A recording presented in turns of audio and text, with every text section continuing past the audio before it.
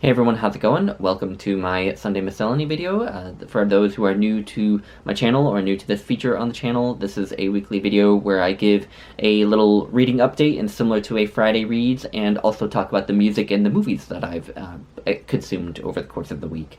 And I usually start these videos out with the music, but I have actually not listened to that much new music this week. I am always listening to music. I never don't listen to music. If I'm doing something that isn't watching a video or watching a film or reading or working, then I'm usually playing music. If I'm not playing, like, listening to a video or something, I'm usually playing music. So I always am listening to music, but this week was just sticking with my sort of old trusty favorites, so I don't have much new to talk about. So I don't have a playlist for this week, but anyway, so not much in the way of music, but that's probably for the best, because I have a lot of books to talk about.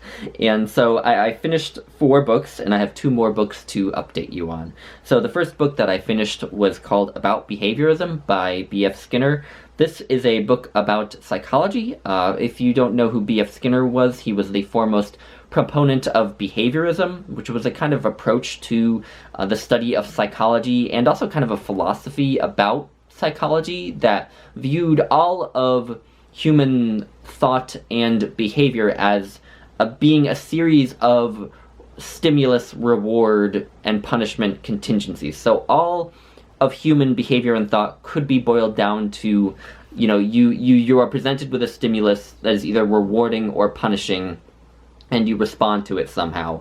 And your behavior is either rewarded or punished, and the behavior that's rewarded increases in frequency, and the behavior that's punished decreases in frequency. And all of our behavior can be boiled down to seeing a stimulus that we've in the past seen as rewarding or punishing, and reacting the way that we've reacted in the past. And that may seem insanely reductive, but it did provide an extremely powerful and interesting way of studying human psychology. And it's not taken fully seriously anymore, but one of the things that really came out for me in this book was really just how influential B.F. Skinner was. Usually when I have studied behaviorism in my studies in psychology, it's been dismissed, usually, as something that was sort of passed over at some point. And there are weaknesses to it. There are certain aspects of human psychology that can't be explained through behaviorism. It just can't. For example,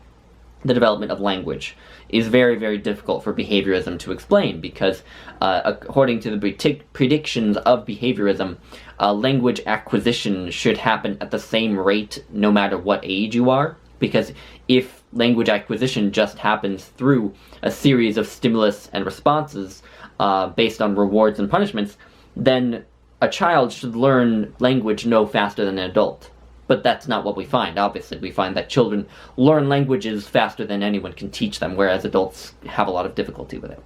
And so there are difficulties for behavioralism, but one of the big takeaways for me from this book was actually just how much influence he really did have, even on people who might say that they disavow behaviorism. I think we, as psychologists today, still very much think like behaviorists and do our research like behaviorists.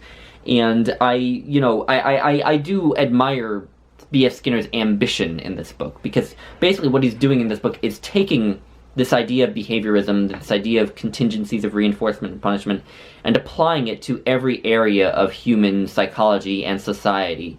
And really does make a compelling case that this is a really comprehensive way of viewing human psychology. Again, it may seem reductive, but really I think it's not reductive. I think it's just, it's like, you don't call a technical explanation of how a fire happens reductive, right? You just call it science. You can describe poetically how a flame appears like a poet, or you can describe it in technical detail like a chemist. And the way the chemist describes it is not reductive, it's just explaining it. And this is what I think behaviorism is doing. It is just explaining. And and I think it is compelling. Again, not to be taken too seriously, because there are aspects of it that are weaker. And in terms of the book itself, I think it is sort of deceptively simple. The writing comes off as very simple and straightforward, but often I did find myself sort of having to really reread sentences and sort of unpack them a lot, because he would say a lot of things that at first seem simple, but then you realize that they're not quite so simple. So the writing was a little bit difficult at times, but on the whole I think it's a pretty accessible book, and it was written as a sort of popularization of behaviorism, and I think as that it is probably about as good as anyone could do. Certainly I think B.F. Skinner did a better job than most contemporary psychologists would do, because most contemporary psychologists who I read are not good writers. So anyway, I wouldn't necessarily recommend this book to you unless you are really interested in psychology. If you're interested in psychology, then this is an incredibly influential idea and text in 20th century psychology. So if you're at all interested in psychology, you would like this book. But if you're not into it, then I wouldn't worry about it. The next book that I finished was a volume of poetry, and this is A Nail the Evening Hangs On by Monica Suk.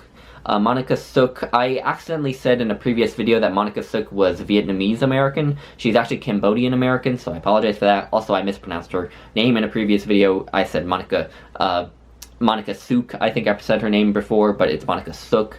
But anyway, this is a collection of poetry that is sort of intimately tied up with the 20th century history of Cambodia, particularly with the brief reign of the Khmer Rouge in Cambodia, and which is an incredibly dark period in the history of this country. It only lasted 4 years, but it sounds like it was a horrific 4 years. I went down a bit of a rabbit hole after reading this collection of looking up the Khmer Rouge and also just Cambodian history in general, and also I've just grown through that really fascinated with Cambodia as a country, and I would like to learn more about it. But this collection deals a lot with that very brief but very dark period in Cambodian history and the sort of repercussions of it, it sounds like, through the years in Monica Suk's own family and in the people who are still living in Cambodia. And you know, again, it's always tough reviewing volumes of poetry because every poem can't be great. There are some really, I think, interesting and moving poems in this collection that I did really like. There was one called Cambodia that I liked. There was one called Tuol Sleng that I thought was really powerful. It's a lengthy poem about this high school that was converted into sort of basically an execution ground for people who were seen as being dissidents or as being unworthy of being alive just based on their race or ethnicity. And the poem that gives the collection its title I also really love, which is about a loom that I think Monica Suk's grandmother used. So there are some really good moving poems, but on the whole, I don't know how I feel about the collection. I think I would have gotten more out of it, perhaps, if I'd known more about the history of Cambodia in the 20th century. So it may be that I need to go educate myself a little bit more than reread the collection. But I think I will hold on to the book for a while. I have it rented from the library. I think I will hold on to the book and try to reread some of the poems throughout the week, just because the whole historical aspect to it is really sticking with me. And so I think maybe it would behoove me to revisit some of the poems. So yeah, a little bit mixed, as it tends to be with these volumes of poetry, but I think this is a good collection. The third book that I finished this week was by John Locke, his second Treatise of Government.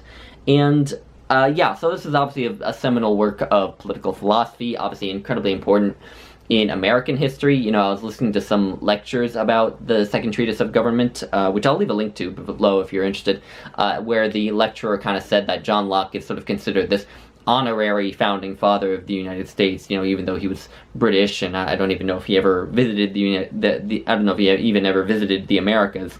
But it was pretty crazy to see just how closely the American government follows the system that Locke lays out in this book for government, with the checks and balances, with the different branches of government, with the function of the president being the function of the executive that he lays out, with the legislator being our own legislator with the Senate and the House of Representatives. The only thing missing is the judicial branch, which I thought was really odd, and there were a few points in Locke's discussion where I felt like, oh, well, that's where the judicial branch would come in, wouldn't it? But then he didn't bring up the judicial branch. So yeah, I thought that was super interesting just in the context of American history. But yeah, and there's no mind-blowing ideas in this book. If you've been taught about it in school, it has basically the ideas in it that you would expect, with some added pieces. Last week I talked about how there is a kind of somewhat feminist message in the book, which I thought was interesting, and I find it to be a bit of a dubious practice to put a modern label like feminist on an old writer like Locke, who would have never even heard that word probably. But certainly he sounds like he would have been more in favor of women and men being equal than a lot of people at the time, even though he may not have been fully in favor of it, I'm sure, although I don't know much about him. But I think my favorite parts were just the sort of last chapter of the book, which is the most famous part, which is about how, when the government clearly is no longer serving the interests of the people, then the people should have the right to dissolve the government and form a new one. And basically what he's saying is that people have the right to engage in a revolution, right? And I think that that's an incredibly important idea, especially knowing what I know about the current way that America is run and the politicians in our government. Even after the last administration, our government still has a lot of people in it who clearly are not there for the people's best interest. And so I really just appreciated actually reading that. And the chapter on tyranny I also really appreciated, again, because it's about how the government stops serving the people and instead serves its own self-interest, or the members of the government serve their own self-interest rather than serving the people. And that had a big impact, especially after the end of the last administration. But again, I think there are still plenty of people in our government more to, line their own pockets than to, do any good for the people. So, I did find it interesting too, because I think it is a text that in some way is really important in the development of what I would call the American fetish for utility. This idea that everything needs to be useful somehow. Locke has this idea that the land is primarily here to be productive, and we have this idea in America as well that land should be productive. And this is sort of used on the right of the political spectrum to, fight against measures to fight climate change, measures to preserve the wilderness, and this sort of thing. And so it does seem like, on the negative side, that Locke's book is a source for this fetishization of utility, which I personally do not like. And so it was just interesting in the sense that this book has had a huge impact, not only on American history, but on American thought and political thought and otherwise. And so it was extremely interesting to finally read this really important book. And I gotta say too that, Locke is not like a lot of other philosophers who write extremely dense books that are impenetrable and difficult, and you have to unpack every paragraph and sentence. He actually writes in a pretty straightforward, simple style, and I really appreciated that. I wouldn't call him quotable exactly, I'm not sure I would call him eloquent, but it's a pretty easy read by the standards of a lot of other writers, and it's also pretty short. So anyway, I thought this was a good book. I think if you're interested in American history or American thought, this book is crucial for you. Whether or not you agree with it or not, like I said, even I found aspects of it to disagree with, and you can disagree with as much of it as you want. Anyway, so yeah, I'm really glad I read it. I actually had a lot of fun working through it and reading it, and it made me want to read more by John Locke. And I have one other book by him, his essay concerning human understanding, which would be really interesting to read in the context of Behaviorism by B.F. Skinner, because B.F. Skinner actually took John Locke's thought, specifically in that book, in his essay concerning human understanding, as a huge inspiration for his own work in psychology. So I may read that before the end of this year. We will see. The last book that I finished just yesterday, and this is Regarding the Pain of Others by Susan Sontag. And this is my third time reading this book, and it just grows more extraordinary every time I read it. It is... there's no way that I can do the book any sort of justice in a video like this. It's so packed with ideas and history and information and thought-provoking points. This book is about how images affect us, specifically photographs, how they affect us, and specifically photographs of the suffering of other people. How do they affect us? How do we perceive them? Do they cause us to act or do they just make us apathetic or desensitize us? And how do they make us view the people that are portrayed? You know, how do they make us view the other? You know, in particular when we see photographs of the suffering of people who are somehow other from us, from an outgroup, how does that affect the way we perceive that outgroup? And many other aspects. There's so much in this book that I can't do justice to in like a wrap up like this. It's a book that I could totally do a whole video on. I don't think I'm gonna be able to, but I totally could because there's so much to talk about. By the way, buddy read this with Allie from Fox Folios, and we are still in the middle of a great discussion about this book. We both had so much to say about it, but you know, I think what's so important about this book, you know, it was written in 2004, and I mean, it was certainly relevant then, but I think it's only become more relevant now. What is the most important point in this book is that we view photographs as literal documentary evidence. You know, we view them as objective documentation of an event or an image or a moment. And frequently they are not objective. You know, photographers stage photographs. The way the context in which we see photographs changes the way that we see them. Obviously now photographs can be photoshopped, and yeah, this is I think the crucial idea, especially now in 2021, when we're just saturated with images, even more than in the day when Sontag wrote this book. And this book is kind of an addendum or a correction to Sontag's earlier book on photography, which I finally read last year.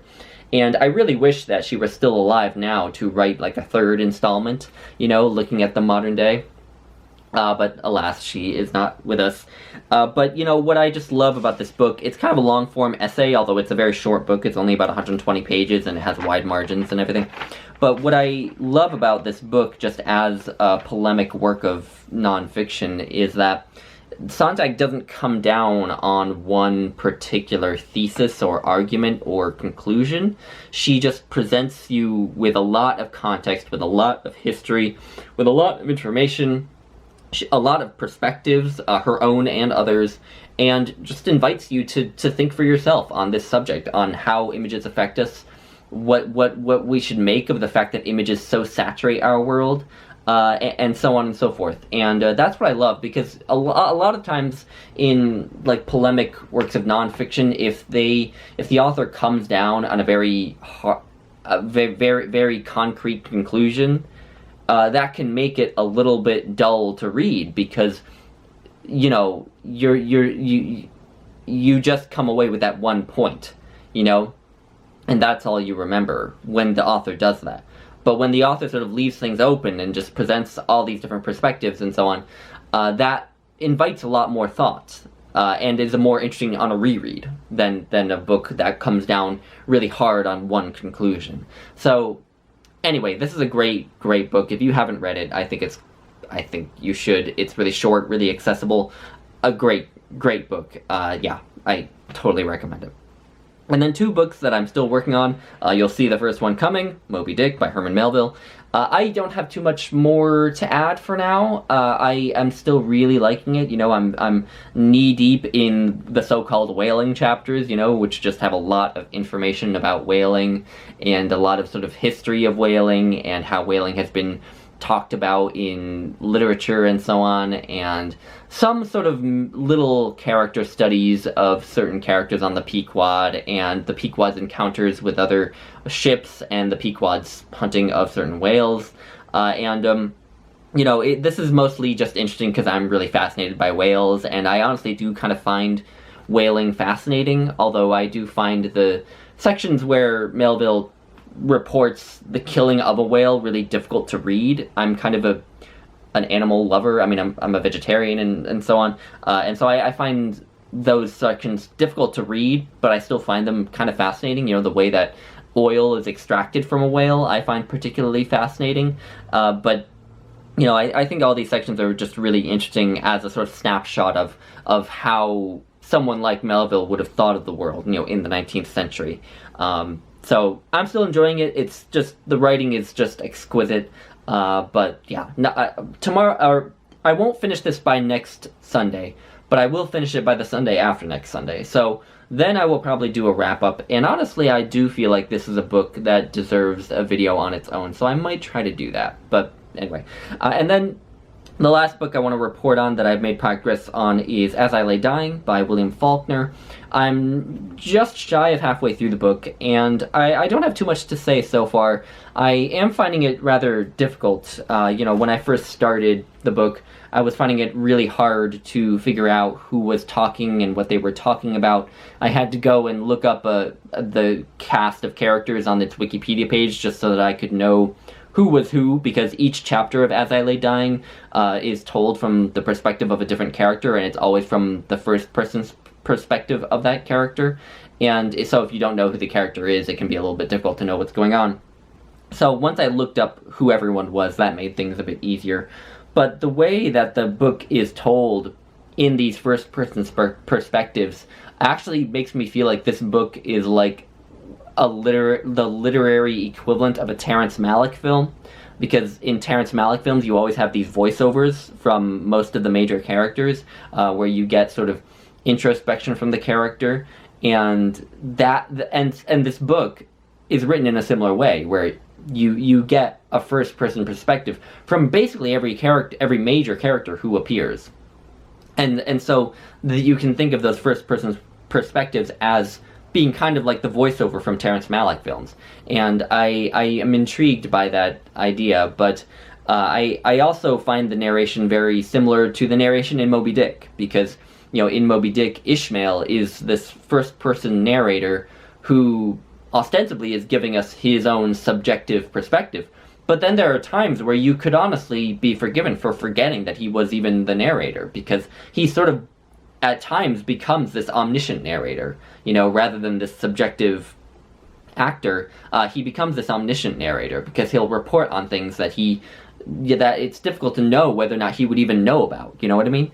And I feel like the same thing happens in the perspectives in As I Lay Dying. So I find that very interesting as well, and obviously Faulkner was a huge fan of Moby Dick, so it would make sense that he might be inspired by the style of Moby Dick in As I Lay Dying. But yeah, so hopefully I can give more coherent thoughts on the book as a whole once I finish it, but for now I'm still sort of having to work hard just to wrap my head around Faulkner's style.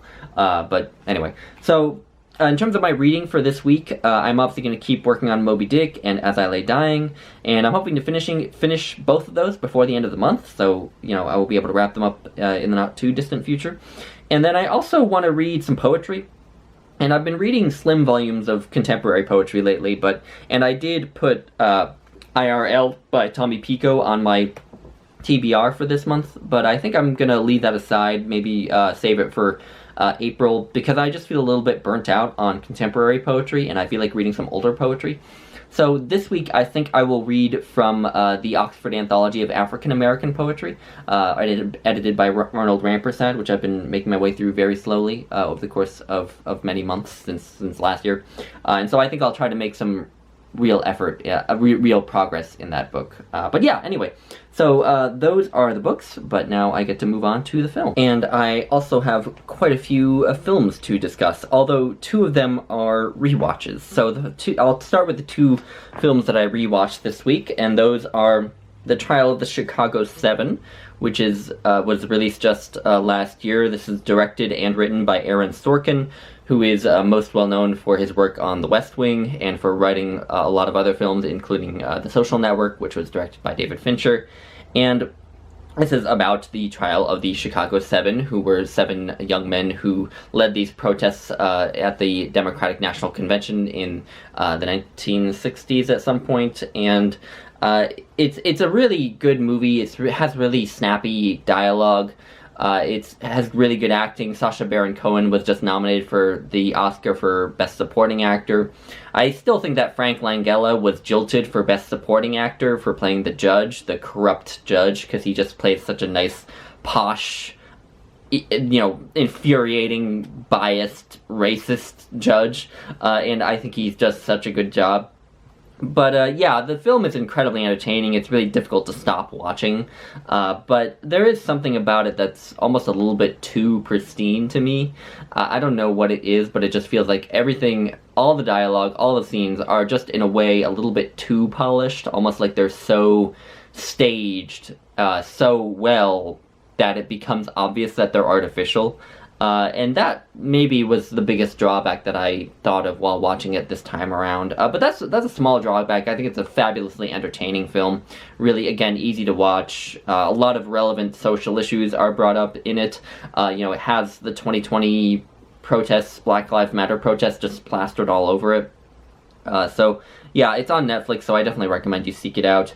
I am a little bit puzzled by why it was nominated for Best Cinematography at the Oscars, because I feel like the directing in general in this movie is kind of indifferent. It's not bad, but it's just indifferent. It's, serviceable. And so the cinematography, to my mind, is really nothing to write home about. And it's also nominated for Best Editing, which I don't quite get. I don't really know how to judge editing well, but I don't really understand it. But anyway, so that's the Trial of the Chicago 7. The other movie I rewatched was Gattaca, which I just talked about last week, and it's so good. It just cemented my love for this movie. It has such a lovely aesthetic. I love Ethan Hawke, I love Uma Thurman, I love Jude Law. It's such a good, and I love the soundtrack by Michael Nyman. And something that I think is really interesting about this movie is that NASA actually released a ranking of the science fiction films that it believes are most likely to actually happen, and this movie came number 1. So I thought that was really interesting. But yeah, a thought-provoking film, but that, ties its story into the personal struggles of its characters really well. So anyway, so that's Gattaca. Don't want to spend too much time on either of these, because, they're rewatches, and I've talked about them here before. The next film that I want to talk about is an anime film, a Japanese anime film, Mirai, directed by Mamoru Hosoda. And this is about a very young boy, I want to say he's like 6 or 7 years old, who has just had a younger sister born. His parents obviously had another child, and it was a younger sister. And it's about his relationship with that sister, who's just a baby in the movie, and his sort of ambivalent relationship with her, because he wants to play with her, he loves her, but also kind of, wants his parents' attention, and doesn't like that he's lost their attention. And then at one point in the film, he starts being visited by sort of, I want to say sort of ghosts of his past, but also sort of specters from his future, because like his sister, an older version of his sister visits him from the future.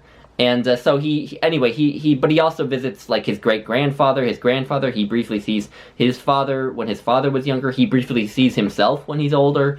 And so he sees all these scenes from throughout his family history and to a degree, throughout his own history. And sort of just learns, about how imperfect people are, and, learns how other people don't necessarily know what they're doing, and he just sort of learns, where he came from. And I thought that this was a really interesting take on a coming-of-age story, this idea of looking at other people in a time where they had no way of knowing that you would ever exist. It made me think of when I one time watched some like old home videos of my brother when he was extremely young, and my brother's 4 years older than me, so I'm used to him being the sort of older and slightly more mature one, but these videos were of him when he was like 4 years old, and so, he would be in video acting like a 4-year-old, and I would think it was so weird seeing my older brother acting like such a child, and it made me think of that really bizarre experience and how that kind of puts your life in perspective. And it was also just an interesting take on a coming-of-age story because, usually coming-of-age stories are about teenagers or 20-somethings. They're about people who are sort of in young adulthood or emerging adulthood, sort of finding their way in life. But this was a coming-of-age story about a 7-year-old, and we usually don't think of that as an age where a coming-of-age story takes place. And so I thought that was extremely interesting, really kind of provocative, and yeah, I thought this movie was really, really good. I did find the main character a little bit grating. He throws several tantrums throughout the movie that I found really difficult to take, and I, usually have a lot of patience for young children, but I feel like this is a child who I may have lost my patience with a couple times. But on the whole, I thought it was a really provocative and interesting take on a coming-of-age story, and the animation is also very interesting. It kind of shifts between several different styles of animation, which I really liked, and it was extremely beautiful. There's something extremely sort of vibrant to the animation in this director's work. I've seen one other movie by this director, and that was Wolf Children, and that film is magnificent. I definitely recommend that if you can find it anywhere. But yeah, I thought this was a really good movie. It's on Netflix if you want to watch it. Yeah, I definitely recommend it. And then next movie is one that's on Hulu. This is Ammonite, and this is directed by Francis Lee. It's a new release. I think it was released last year, but it just only recently came to Hulu. And this stars Kate Winslet as Mary Anning, who was a British paleontologist who I believe lived in the 19th century, and also stars Saoirse Ronan as Charlotte Murchison, who is a married woman with whom Kate Winslet's character begins an affair. And it is a great movie, I think. I had some mixed feelings when I first watched it. The first, hour for me of this movie was a 10 out of 10. And then there was, about a half hour in the second half that I felt like was more like a 7 or an 8 out of 10. And then the ending I really, really liked, and I might give a 9 out of 10. So I had a lot of mixed feelings about the movie. But I think that Kate Winslet and Saoirse Ronan are both wonderful in it, especially Kate Winslet. She gives such a kind of understated performance as this very kind of taciturn paleontologist who, is just going about her work looking for fossils every day. And something that I think Francis Lee does really well is look at the minutiae of everyday life in this film and in his other film that I also loved called God's Own Country, which is about some, I believe, goat herders in Northumberland, I believe. And that film has a lot of great sequences just looking at these two men who also start an affair in that movie, taking care of goats. I believe they're goats. Or sheep. I get goats, sheep, and lambs all mixed up. But anyway, taking care of small animals. There's a lot of great sequences of just them taking care of these animals. And in this film, in Ammonite, there's a lot of great sequences of Kate Winslet and Saoirse Ronan just wandering the coast looking for fossils, as their relationship builds, and the setting is beautiful. It's on the English coast, and I just loved the cinematography of the coast and the way that the women were portrayed in this landscape. I really loved that, it's just beautifully shot. I did feel like it chased its tail a bit in the second half, but I think that reservation might be done away with if I just rewatch the movie, because I don't know, I when I was thinking about this movie, I realized that I liked it more than I realized. When I was thinking about what I was going to say in this video, I realized that I liked it more than I thought I did when I finished it. So that tells me I need to rewatch it. And I also think I really need to rewatch God's Own Country, because God's Own Country was fabulous. God's Own Country is so good. Anyway, so I definitely do recommend God's Own Country, and I think I can recommend Ammonite. Definitely, if you're a fan of Kate Winslet and Saoirse Ronan, watch Ammonite, because it's good. Also has Fiona Shaw, who I really like, anyway, so that's Ammonite. And then lastly, I kind of need to end on a bit of a disappointing note. The last movie that I watched just last night was Dead Poets Society, which is a movie that I doubt really needs much of an introduction. Obviously, it's about a class at a private boarding school for boys in the 1950s, one of whom is played by Ethan Hawke, who I am a huge fan of, and he's in this movie when he was very young, and they start to take an English class from this teacher who is played by Robin Williams, whose name is Mr. Keating, and these young boys are very inspired by his teaching. They're very inspired to love poetry and literature and so on and so forth, and Mr. Keating sort of inspires them to, seize the day and, challenge the conventions of the society at the time and so on and so forth. And I have meant to watch this movie for so long. I have had a lot of people just assume that I must love it because I love poetry, and I've always had to disappoint them and tell them that I've never actually seen it. And I gotta say, now that I have watched it, I actually wasn't the biggest fan. I felt like there was a really grating earnestness to the whole thing. This whole seize the day idea, I really have always been highly skeptical of, to be quite honest. And it also strikes me that, I feel like this movie's approach to poetry is just insanely juvenile. It basically, these young boys are encouraged to read poetry for platitudes, and that's what it sounds like they're encouraged to do by this teacher. And that's all that they're told to do, and that's all that they get. And what also strikes me is that they don't love poetry so much as they love Mr. Keating. You know what I mean? They're ostensibly being taught to think for themselves, to challenge the mores of society at the time. But then really all that happens is this sort of miniature cult is created around Mr. Keating himself, which is the opposite of teaching young boys to think for themselves, to create a cult around a new figure.